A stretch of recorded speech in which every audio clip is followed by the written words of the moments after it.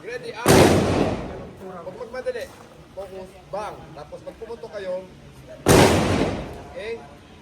Pag relax na lahat, nakaputok na agad, ay nakaputok na lahat. Command ka ulit. Ready, up. Ganun ulit ang proseso, halo. Ready. Ulit ang presentation sa dibdib. Tatanong kayo ngayon, bakit pinapapunta ko pa sa dibdib? Pwede naman diretso. Pag magaling na kayo sa shot placement, hindi na talaga ganun. Pak! Diretso na yun. Then, hindi na kayo pupunta sa dibdib pag mabilis na kayo.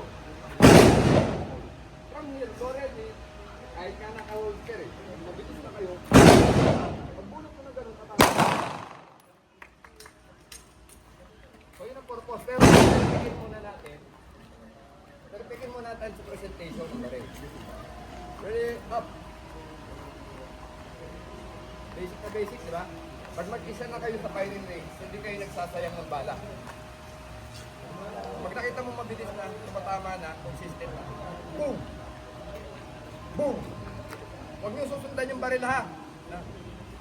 Patan, doon lang. Boom! Boom! Okay? Okay. Dibdib, ulo. Ulo pa rin, ulo pa rin. Oh, Bogart, command. Load and ready. Yes. Load and ready. Load, ready.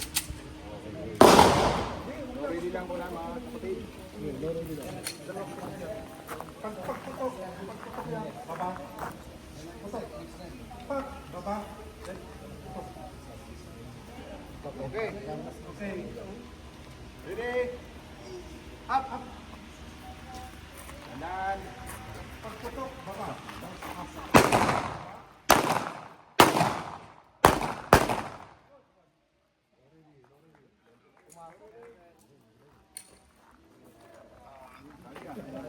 Isa pa, may isa pang bala yan. Dalawa yan.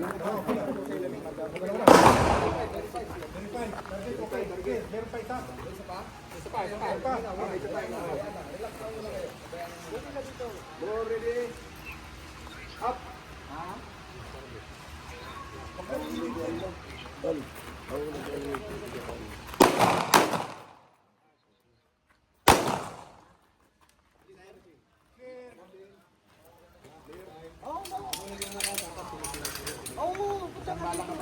Pwede ka naman maisali ng hindi.